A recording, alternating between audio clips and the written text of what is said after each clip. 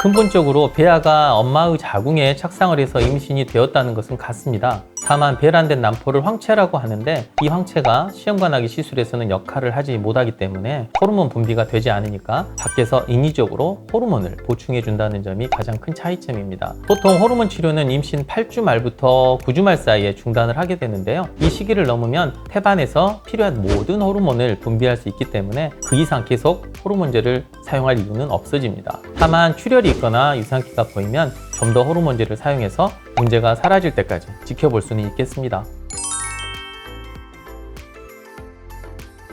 일단 처방한 호르몬제를 절대 임의로 중단해서는 안 됩니다. 그럴 경우 임신이 더 이상 유지되지 못하는 심각한 상황이 발생할 수도 있기 때문에 이 점은 정말 잘 지켜주셔야 하고요. 깜빡하고 질정이나 주사, 경구용 제제를 사용하지 못한 경우는 병원에 전화를 해서 적절하게 안내를 받으시는 것이 좋습니다. 하루가 지나지 않은 경우는 인지한 바로 그때 약을 먹거나 주사를 맞으면 되고, 아예 하루가 지나버렸으면 방법이 없으니까 그냥 그날은 스킵하고 넘어가시고요.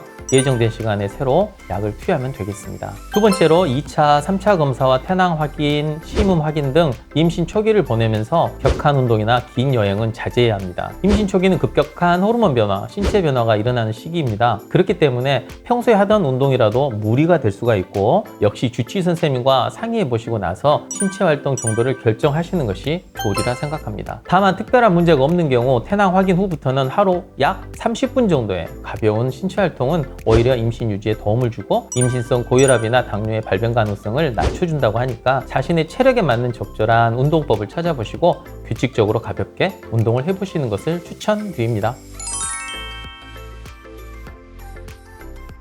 최근 들어 임신 후에도 직업을 유지하며 계속 일을 하는 여성들이 많아지고 있습니다. 그러나 특정 직업은 태아에게 좋지 않은 영향을 줄 수 있기 때문에 첫 내원 시 그리고 임신 성공에 본인의 직업을 말씀해 주시고 계속해서 일을 하는 것이 가능한지에 대해 상담을 하시는 것이 좋습니다. 화공약품을 취급하는 곳이나 심한 육체 노동을 해야 하는 곳, 또는 작업 환경이 고온 다습하거나 아주 추운 곳이라면 상식적으로도 태아에게 좋지 않을 것입니다. 서서 일하는 곳 정도는 큰 문제가 되지는 않고요. 무거운 물건을 든다든지 하는 곳은 상대적으로 무리가 될 수 있기 때문에 이런 직업을 가졌을 경우는 몇 주라도 휴직을 고려해 보시는 것이 좋겠습니다. 일반 사무직이나 어린이집, 병원, 관공서 정도가 일상적인 업무 강도 정도라고 보기 때문에 그런 경우엔 일을 지속하는 것이 가능하지만 직장 여건상 임신 후 일시적인 휴직 및 병가가 가능하면 이를 충분히 활용하시는 것도 현명한 방법이라고 생각합니다. 쉬운 일이 아닙니다.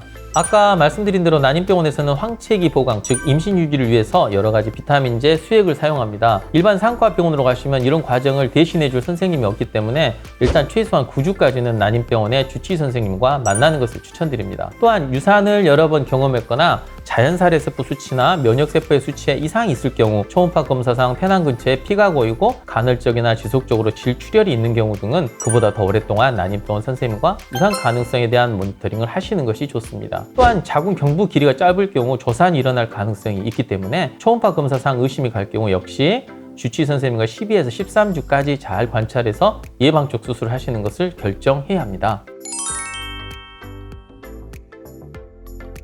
제가 전 영상에서 언급한 적이 있는데, 일단 이노시톨 제제는 임신 유지 여름면에서 도움이 되고 비타민 D 역시 유전자 발현, 뼈 건강에 관여하기 때문에 복용하시는 것이 좋습니다. 엽사는 당연히 14주 말까지 복용해 주시고요. 이 부분에 대해서는 왜 이런 비타민이 필요하고 언제까지 복용해야 하는지 각각의 영상이 준비되어 있으니까 참고 바랍니다.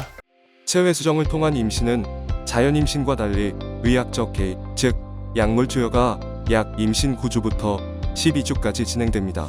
그렇기 때문에 제때 정확한 용량의 약물을 사용해서 임신이 잘 유지되게 하는 게 매우 중요합니다. 그리고 그렇다고 해서 하루 종일 누워있을 필요는 전혀 없고요. 다만 10kg 이상의 물건을 들거나 전자레인지의 전자파에 노출되지 않도록 좀 조심은 해야 합니다. 그런 맥락에서 오히려 가벼운 산책, 요가 등과 같은 운동은 심리적으로, 육체적으로 도움이 될 수 있습니다. 뻔한 이야기지만 균형 잡힌 식단을 유지하고 수분은 충분히 섭취하고 입덧이 생기면 무서워하거나 거부감 느끼지 말고 디클렉틴이나 아미렉틴 같은 입덧약을 복용하시는 게 오히려 좋습니다. 그래야 잘 드실 수 있을 테니까 참고 바랍니다. 경우에 따라 항응고제를 복용, 주사 맞을 수도 있는데 출혈이 생기면 즉시 중단하고 의사에게 알려야 합니다.